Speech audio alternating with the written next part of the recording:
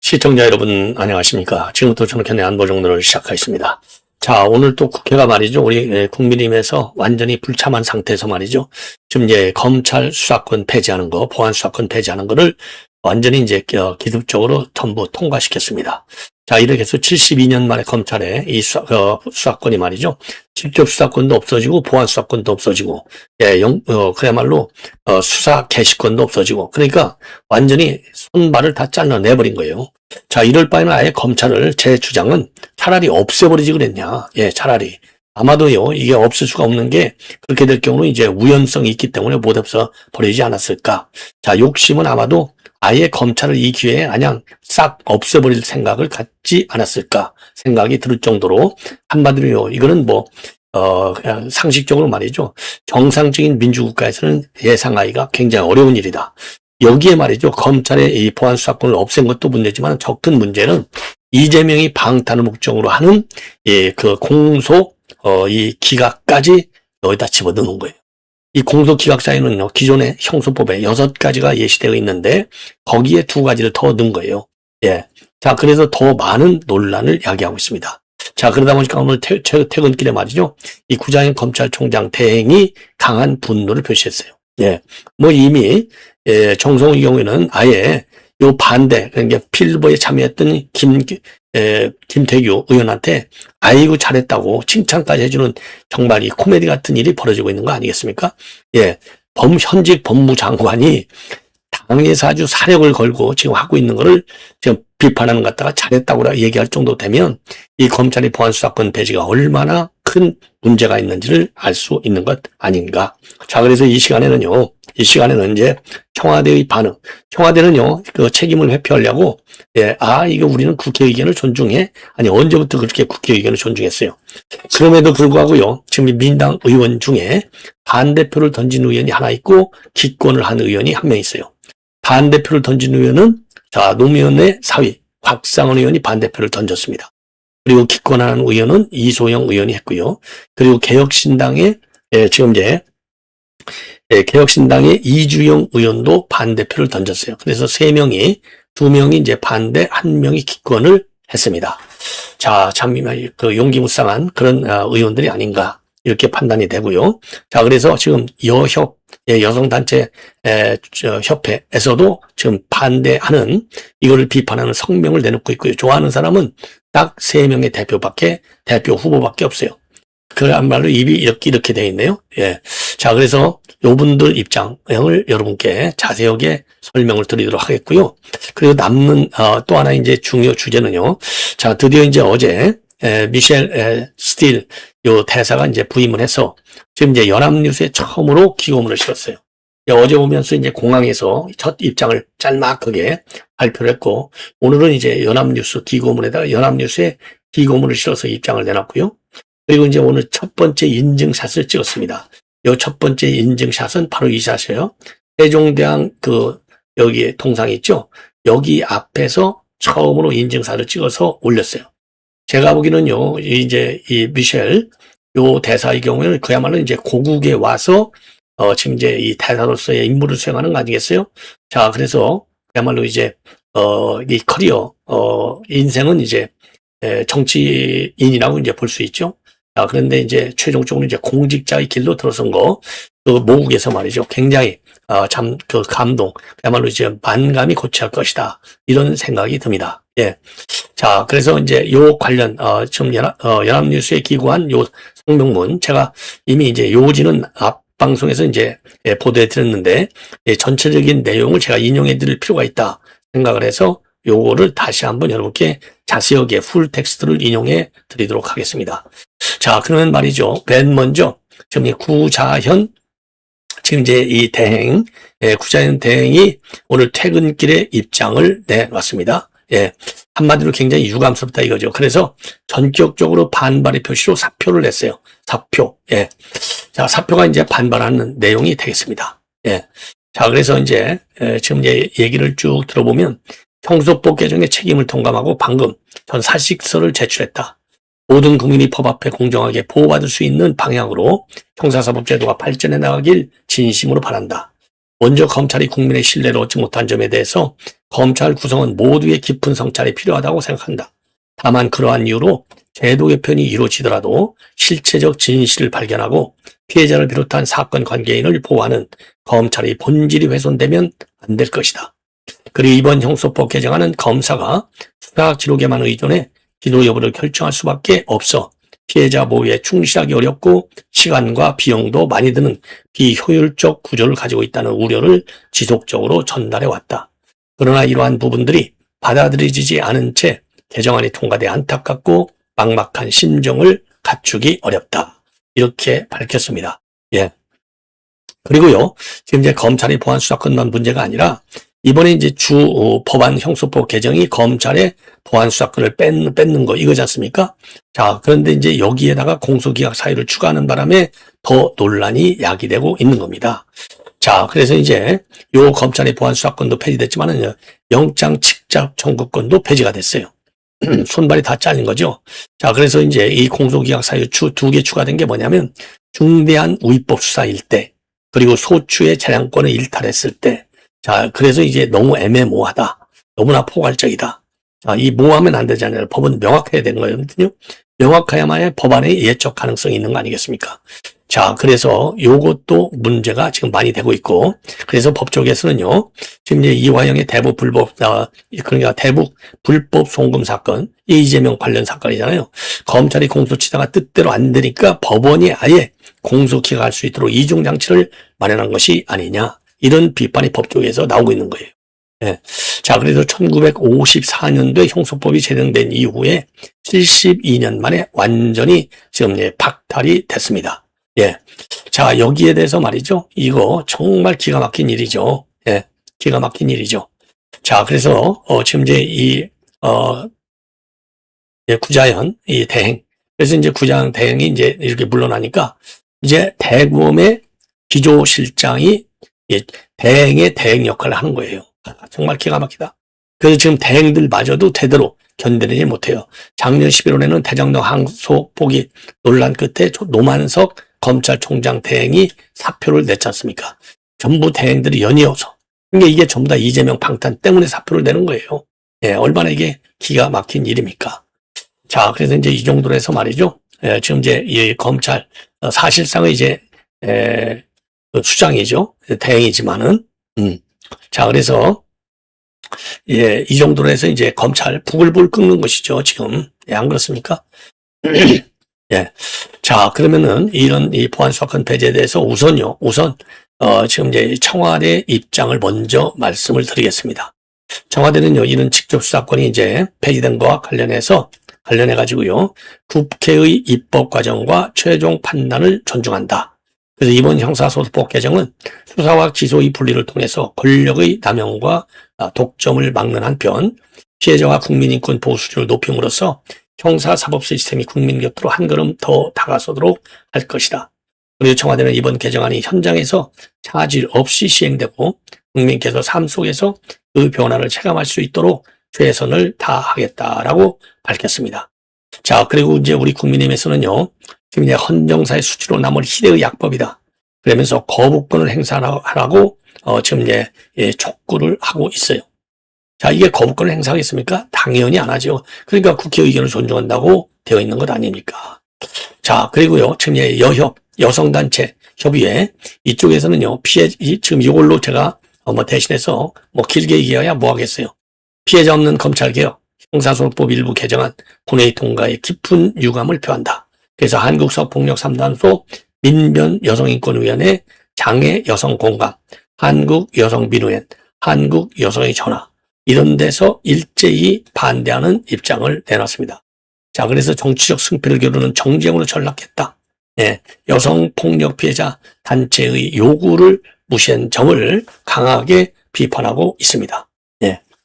자, 그래서 수사와 기소의 단절이 아니라 피해에 대한 증거를 바탕으로 한 사실관계 확인과 이를 바탕으로 한 공소 제기가 이루어질 수 있는 제도 설계로 이어지기를 요구해 왔는데 사법개혁의 주요 의제인 피해자 권리 보장이 담기기를 기대했다. 그러나 형소법 일부 개정 법률안은 검사가 직접 수사할 수 없는 상황에서 수사기관에 대한 실질적 견제가 가능한 제도와 단계를 형사소송법이 아니라 범죄별 개별 법령에 명시하여 누락되는 피해가 발생할 가능성을 노정했다. 자, 그러면서 형사사법 절차상 피해자 권리 보장을 위한 수사 진행 상황의 통지, 불기소 전 의견 청취, 구속사유 추가나 공판 단계 피해자 참가 제도 등을 반영하지 않고 있다고도 지적하고, 특히 2021년도 검경수사권 조정 이후에 불송치 사건 수가 늘어난 반면 이의 신청 건수는 전체 불송치 사건 대비 9%에 지나지 않아서 이의 신청을 포기하는 피해자가 다수다. 이렇게 비판하고 있어요. 예. 자, 그러면서 말이죠. 검찰 개혁이 결국 피해자 구제와 실체적 진실 발견이라는 본질보다는 정치적 승부를 겨루는 정쟁으로 전락했다고 일갈하고 있습니다. 그러면서 여성폭력 피해자와 피해자 지원 단체의 요구를 반영하지 않고 밀어붙인 여당 주도의 형소법 일부 개정 법률안 본회의 통과에 깊은 유감을 표하고 있는 이런 상황이 되겠습니다. 예. 자, 이 정도면요, 대한민국 정말 완전히 이재명 방탄 위해서 정상적인 법 체계 다 무너지고 있는 상황이 아니냐, 매우 우려스러운 상황이다. 이렇게 보지 않을 수 없어요. 자, 그 다음에는요, 지금 이번 이 검찰의 보안 수사권 요 폐지와 관련해서 지금 이제 이 당 대표 이번에 이제 후보들이 아주 신났어요. 일제히 환영한답니다. 이 인간들이 이게 정신이 들어있는 인간들입니까?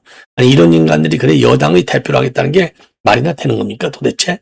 자, 그래서 여러분들께서 정말 분노하실 수 있도록 요 인간들의 입장을 여러분께 말씀을 드리겠습니다. 저 김민석이 페북에 올린 거예요. 검찰개혁의 큰 산을 또 하나 넘었다. 쉽지 않았다. 감사합니다. 국민과의 약속을 실천으로 증명해낸 이재명 정부의 강력한 의지와 개혁적 결단이 만들어낸 또 하나의 역사적 성과다. 국민과 약자를 지키는 검찰개혁, 사법개혁의 길을 촘촘하게 흔들림 없이 가겠다. 이게 말입니까? 야, 참 기가 막히죠? 그 다음에 정청래, 노무현 대통령님 검찰개혁 법안 통과를 보고드립니다. 오늘은 대통령님을 생각하면서 실컷 울어도 하나도 창피하지 않을 것 같다. 강력한 개혁에는 강력한 저항이 따르는데 마지막 저항이 가장 강하다. 내란에 대해 반성하지 않는 국민의힘, 이와 유착한 검찰 언론의 무도한 주장에 맞서 개혁을 지연시키고 방해하려는 위기의 순간에도 결코 굴하지 않았다. 그러면서요, 추석 귀향길 라디오 뉴스에 검찰청이 역사 속으로 사라지게 되었다는 깊은 소식을 전해드리겠다고 했던 국민과의 약속을 지켰다. 민주당에 몸담은 지난 세월 동안 검찰개혁을 한시도 잊은 적이 없다. 그러니까 이제 지가 말이죠, 검찰개혁을 그야말로 본인이 이제 대표하면서 한시도 안 잊고 관철시켰다. 이 점을 강조하고 있어요. 예. 자, 그리고 송영길. 자, 이거는 이제 송영길이는 정청래를 비판하는데 좀 초점을 맞추고 있네요. 1인 1표 통과, 보안수사권 폐지, 더 이상 전당대회 정치 슬로건으로 활용될 일이 없어졌다. 그러면서요, 정청래 후보의 당대표 출마 명분이 무엇이었는지 다음 토론회에서 검증해 보겠다. 그리고 수사 공보에 대해서는요, 보안수사권 폐지에 대해서 걱정하시는 국민들이 계시다는 것을 잘 알고 있다. 수사의 공백이 생기지는 않을지, 내 사건이 묻히지는 않을지 하는 걱정이다. 그 목소리를 무겁게 받아들인다. 예. 아니, 말로는 무슨 말을 못하겠어요. 그냥 무책임한 인간들이에요. 한마디로 얘기하면. 예. 자, 그래서 오늘 보안수사권 폐지와 관련된 중요 이 반응까지 말씀을 드렸고요. 자, 이번에는요, 지금 내 스틸 대사. 지금 이제 서울에 왔는데 상당히 바쁘게 움직이는 것 같아요. 야, 우선요, 스틸 대사가 이 세종대왕 이 동상 앞에서 사진을 찍었고, 요거를 X의 제1호 인증사실로 올렸어요. 의미가 있죠, 다른대로. 예, 그래서 요 사진을 올리면서 말이죠, 여러분들과 만들어갈 여정이 기대된다. 그래서 첫 게시물이 되겠습니다. 그래서 오늘 세종대왕 동상을 지나며 한국의 뛰어난 혁신과 리더십의 요산을 다시금 떠올렸다. 자, 그리고 이제 이거를 한국말로도 쓰고 말이죠, 영어로도 똑같은 글을 올렸어요. 그러면서 앞으로의 여정이 기대된다. 함께 해달라. 자, 이런 입장을 내놨습니다. 자, 그리고요, 지금 더 중요한 것은요, 지금 이제 어제도 이제 그 입장을 내놨죠. 트럼프의 동맹 비전을 갖다가 적극적으로 실현해 나가겠다. 이런 입장을 내놨는데, 거기에 이어서 지금 연합뉴스에 말이죠, 그 기고문, 별도의 기고문을 내놓고 있습니다. 자, 그래서 이제 내용이요, 조금은 이제 한 5분 정도 걸리겠습니다. 이거를 그대로 인용해 드리도록 하겠습니다. 자, 한마디로 얘기해서요, 지금 이제 트럼프 대통령의 비전 실현을 위해서 최선을 다하겠다. 그리고 작년 10월 경주에서 타결한 관세 통상 팩트시트, 안보 팩트시트 요거를 적극적으로 실현해 나가겠다. 이런 취지가 되겠습니다. 자, 그리고 이제 제목이 말이죠. 제목이 이제 어떻게 되어 있냐면 이렇게 되어 있어요. 한미동맹 강력하고 현대적이며 성과 중심적인 동맹. 이런 제목의 이 칼럼을 보냈습니다. 자, 그래서 미국과 대한민국의 세계에서 가장 강력한 동맹 중 하나를 공유하고 있다. 지금과 같은 중요한 시기에 우리는 함께 힘을 모아 동맹의 다음 장을 열어가야 하며 이를 통해 한미동맹이 성과 중심적이고 미래지향적인 동맹으로 지속될 수 있도록 해야 한다. 트럼프 대통령으로부터 주한 미국 대사로 지명되어 미국 국민을 위해 일하고 양국 간 우호관계를 더욱 굳건히 하는 임무를 맡게 된 것은 내 인생 최고의 영광이다. 나를 비롯해 내 가족은 수많은 한국계 미국인 가정들과 마찬가지로 양국 간의 항구적인 유대를 보여주는 살아있는 증거다. 내가 공식의 뜻을 두게 된 것은 가족을 향한 책임감 때문이었다. 나의 어머니는 작은 의류점을 운영하셨는데 주 세무당국으로부터 부당한 대우를 받으셨다. 어머니의 사업은 영세했고 영어도 몇 마디밖에 할 줄 몰랐다. 어머니는 자신의 목소리를 제대로 낼 수 없다고 느꼈고 유일한 해결책은 부당한 세금을 그대로 납부하는 것뿐이었다. 그 경험이 나를 공직의 길로 이끌었다. 나는 어머니를 표적으로 삼았던 바로 그 기관에서 첫 공직 생활을 시작했다.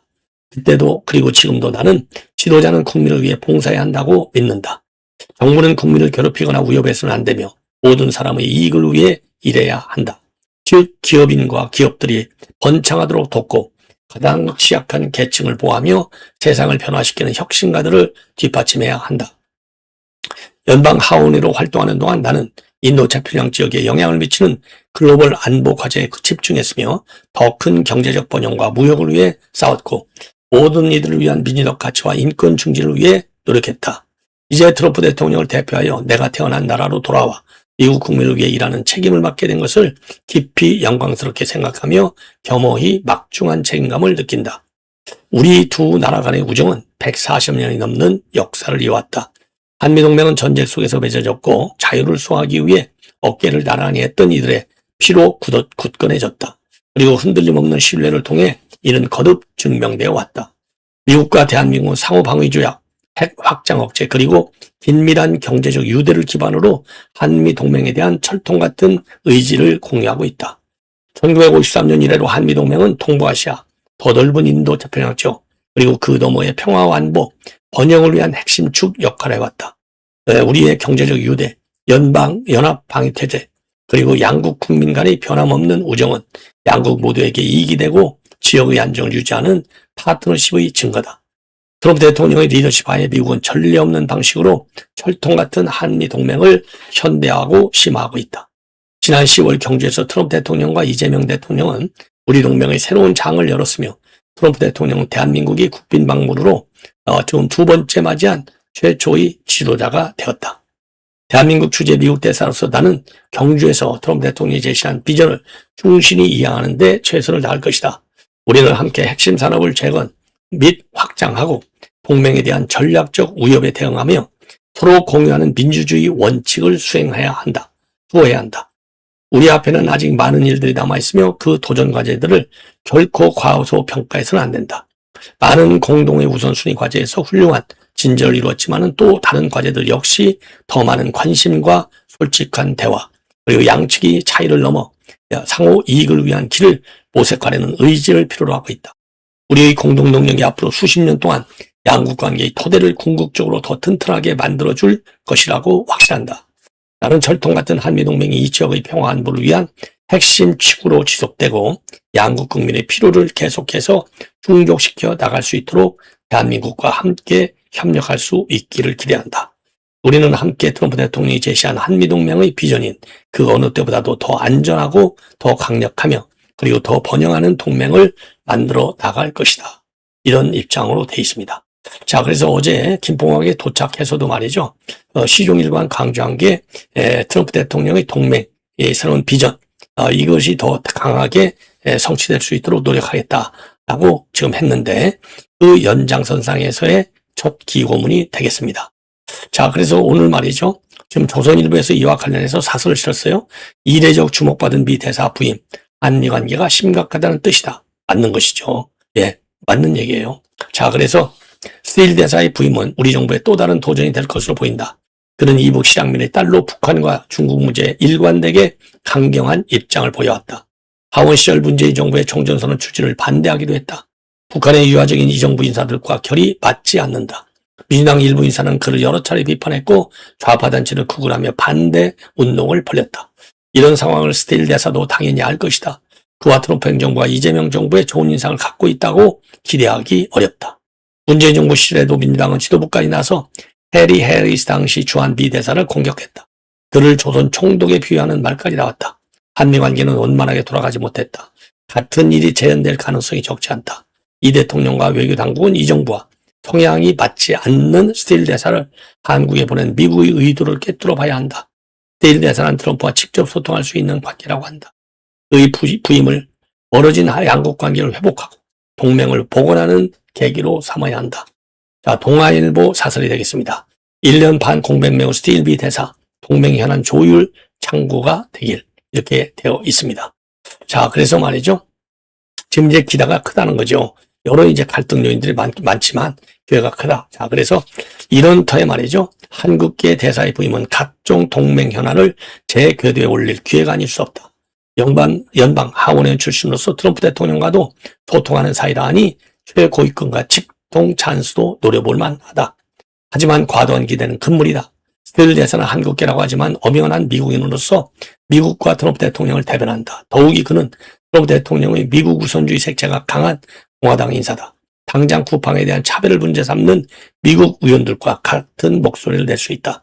그간 북한, 중국의 강경한 노선을 견지했던 만큼 이재명 정부의 대외 정책과는 엇박자를 낼 소지도 있다. 결국엔 우리가 하기 나름이다. 그 어떤 미국인보다 한국에 대해 잘 알고 의사소통에 전혀 지장이 없는 스틸 대사다. 미국을 대표하는 상시소통 창구로서 그의 가교 역할에 더 큰 힘을 불어넣고 동맹의 활력을 끌어내는 것도 우리 정부의 몫이다. 그가 트럼프 행정부의 요구와 한국 이해를 균형 있게 조율하는 역할을 할 수 있도록 더욱 적극 돕고 이끌어야 한다. 다 사설들이 점장합니다. 균형 잡힌 사설이네요. 예. 자, 시청자 여러분, 이렇게 해서 본 방송을 마치도록 하겠습니다. 자, 여러분들의 댓글 고맙다는 생각을 하고 있고요. 또 이어지는 저의 방송 많은 시청을 거듭 부탁을 드리겠습니다. 자, 그래서 현 정권은요, 지금 이제 사실상 이제 실세 대사가 온 거 아니겠습니까? 그래서 왜 남편이 트럼프 대통령하고 최측근, 돈줄 딱 잡고 있는데, 그렇기 때문에 이 갈등 요인을 해결할 수 있는 창구로 본래 대사가 이제 그런 역할을 하고 있지만은 적극적으로 잘, 뭐라 그럴까요? 활용한다고 하면 그렇고, 협력하기를 저도, 당부를 하고 또 기대를 하고 싶습니다. 근데 그 협력, 가능성은요, 현 정권의 지금 외교안보 정책 전반에 대한 수정 없이는 불가능하다. 그렇기 때문에 현재로서 본다면 협력보다는 갈등의 가능성이 더 커질 우려가 있다. 그러면 트럼프 대통령의 압박은 갈수록 더 커진다. 이런 저는 전망을 합니다. 예. 자, 시청자 여러분, 이렇게 해서 본 방송을 마치겠습니다. 예, 고맙습니다.